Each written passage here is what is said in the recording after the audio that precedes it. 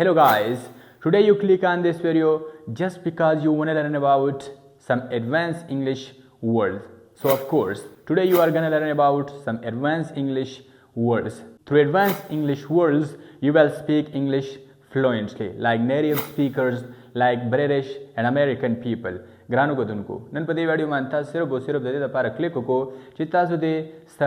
ایڈوانس انګلیش ورډز زده کړئ د کوم په مدد سره چې تاسو انګلیش لږ نه او ډیر زیات امپروو کیږي تاسو په انګلیش کې یو انکریډیبل تبدیلی راځي یو انکریډیبل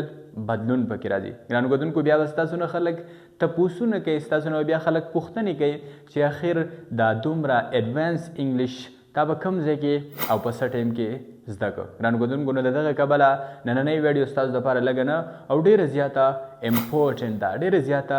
کروشل ده نو آی ډونټ وانټ ټو ویسټ یور ټایم مور باقي ستاسو وخت ضایع کول نه غواړم بس سیده سیده ځو او ایڈوانس انګلیش زده کوو ګرانو کتونکو لکه څنګه چې تاسو ته معلومه ده پښتو کې مونږ یو خبره کوو د یو کار په باره کې د یو خبرې په باره کې د یو سیز په باره کې مونږ اکثر وایو مونږ وایو دا پلانکې کار دا پلانکې خبره دا پلانکې سیز ډېر زیات دلچسپ دی ډېر زیات دلربا دی دلربا دلچسپ ویل کېږي هغه کارونو ته هغه خبرو ته هغه سیزونو ته کله چې هغه ته کې کله چې هغه ته ګورې نو تا له مزه درکوي تا بور کوي نه تا له مزه درکوي تا بور کوي نه ته بیا چې اوس نورم ناست وی دې ته ویل کېږي دلچسپ نو دا خبره خو تاسو ته معلومه ده فار ایگزامپل زه د یو مووي په باره کې خبره کوم زه د یو کلاس په باره کې خبره کوم زه د یو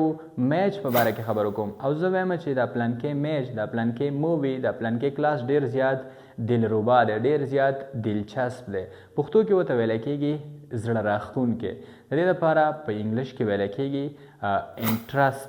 انټرسټینګ همدغه معنی ده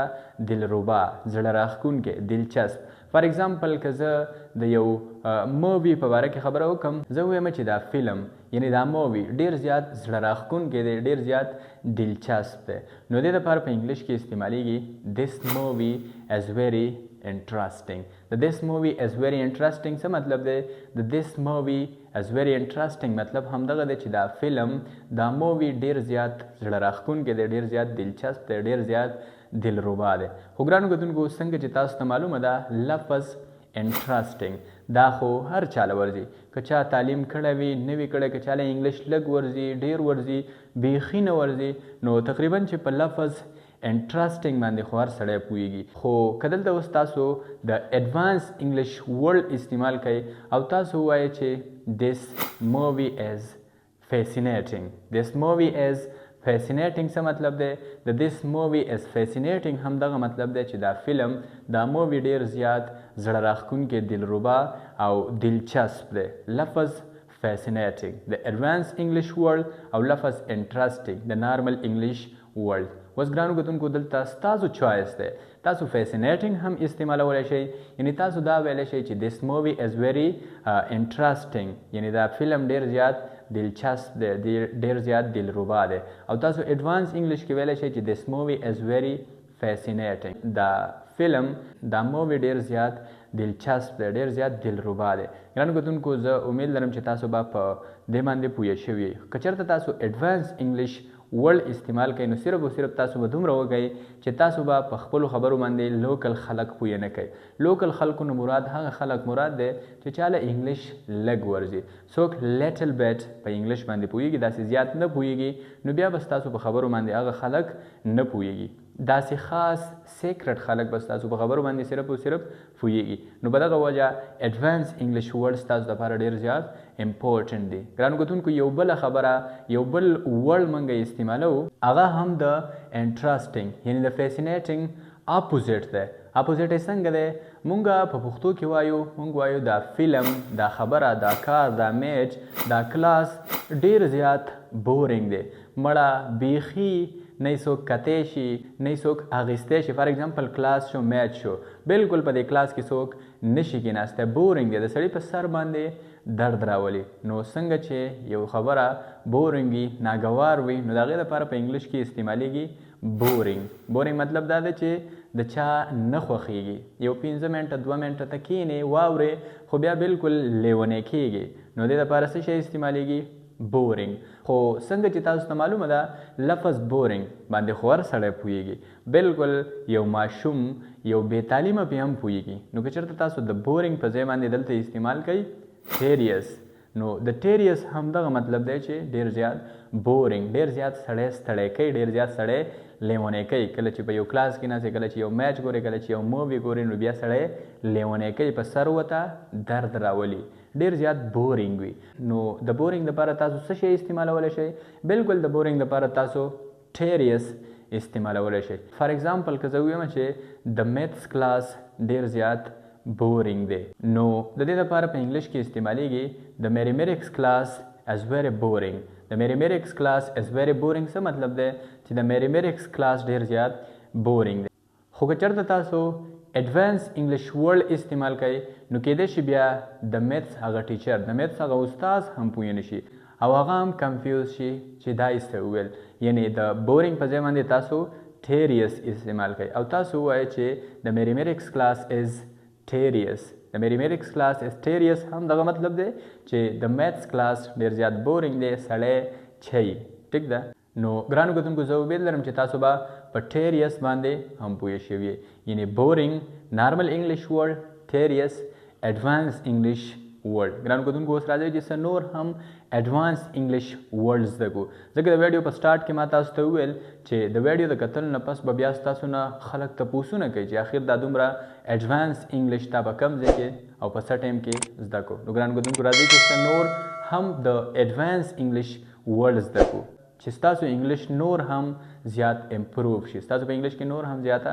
ترقي بدلون راشي ګرانو کتونکو لکه څنګه چې تاسو ته معلومه ده اکثر لا موږ په پښتو کې د یو کار په باره کې د یو خبرې په باره کې د یو څیز په باره کې خبره کوو او موږ وایو دا پلانکې کار دا پلانکې خبره دا پلانکې څیز ډېر زیات اهم دی فار ایگزامپل زه د میچ په باره کې خبره وکړم زه د یو ټیسټ ایگزام په باره کې خبره کوم زه د ایډوانس انګلش زده کولو په باره کې خبره کوم زه وایم چې یاره ایډوانس انګلش زده کول ډېر زیات اهم دي ایډوانس انګلش زده کول ډېر زیات ضروری دي ګرانو کتونکو زموږ د پښتو په سینټنس کې لفظ اهم یا لفظ ضروری راځي نو څنګه چې تاسو ته معلومه ده د لفظ اهم دپاره په انګلش کې استعمالیږي امپورټنټ که چېرته دا خبره دا سینټنس زه په انګلش کې ویم نو د دې انګلش داسې دی لرن ایډوانس انګلش از ویری امپورټنټ د لرن ایډوانس انګلش از ویری امپورټنټ څه مطلب دی د لرن ایډوانس انګلش از ویری امپورټنټ مطلب همدغه دی چې ایډوانس انګلش زده کول ډېر زیات اهم دي خو ګرانو کتونکو څنګه چې تاسو ته معلومه ده لفظ امپورټنټ کومې دپاره چې په پښتو کې استعمالیږي اهم دا خو هر چاته زده وي که چا تعلیم کړی وي نه وي کړی چاله انګلش لږ ورځي ډېر ورځي بیخي نه ورځي نو زه یقین کوم چې لفظ امپورټنټ باندې خو هر سړی پوهېږي که چېرته تاسو د هغې د مخې ووایئ چې دا څیز ډېر زیات امپورټنټ دی نو هغه ته ډایرکټ پته لګي چې دا څیز ډېر زیات اهم دی خو ګرانو کتونکو که چېرته تاسو دا خبره په ایډوانس انګلش کې وکئ نو بیا بالکل ستاسو په خبره باندې یو لوکل انګلش مین هغه څوک چې چاله انګلش لږ ورځي لږ ډېر پرې پوهېږي نو هغه بیا ستاسو په خبره باندې نه پوهېږي او هغه څوک چې څوک په انګلش کې ایکسپرټ وي نو تقریبا چې هغه به بیا ستاسو نه تپوسونه کوي چې دا ایډوانس انګلش ورډز ته د کوم ځای نه زده کوې او څنګه یې استعمالوې ګرانو کتونکو که چېرته تاسو د امپورټنټ په ځای باندې ووایئ کروشل یعنې ووایئ لرن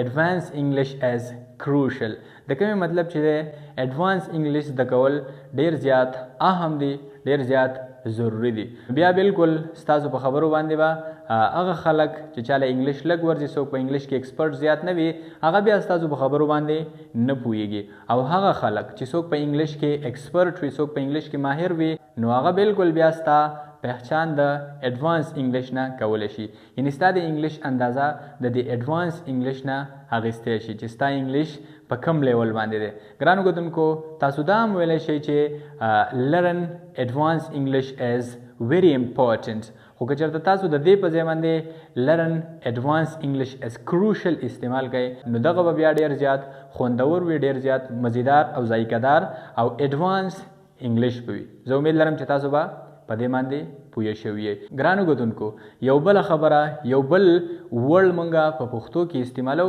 مونږه کله د یو خبرې په باره کې وایو د یو کار په باره کې وایو مونږ وایو دا پلانکې سیز دا پلانکې خبره دا پلانکې کار ډیر زیات ګران دی. نو دې لپاره په انګلیش کې راځي فار ایگزامپل که زه د یو ټیسټ په باره کې خبره وکړم زه د یو ایگزام په باره کې خبره وکړم زه ووایم چې this exam is very difficult. د دې لپاره په انګلیش کې څه استعمالیږي difficult. this exam is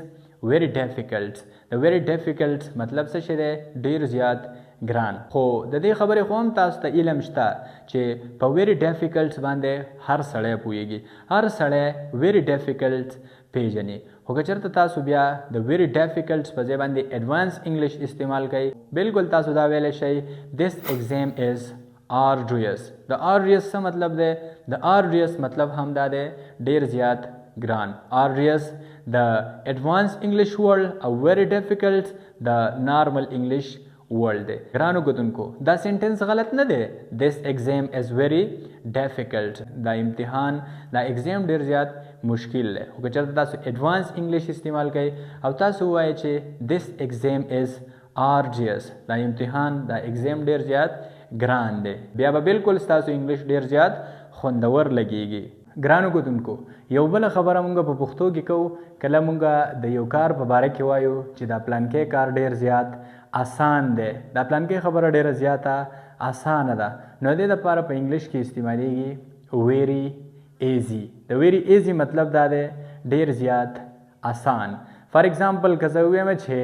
learning English is very easy. د learning English is very easy څه مطلب دی انګلیش زده کول ډیر زیات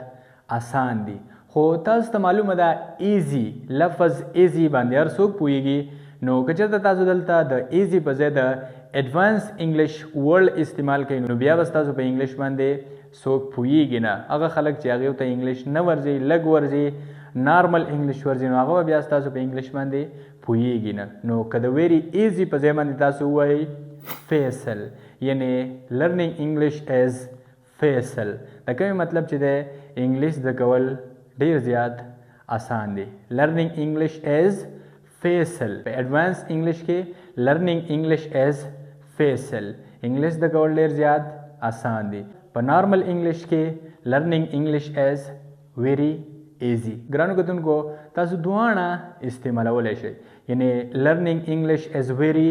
ایزی هم ویلی شئ لرنینګ انګلیش از فیصل هم ویلی شئ. خو فیصل د ایڈوانس انګلیش ورډ دی او ویری ایزی د نارمل انګلیش ورډ دی.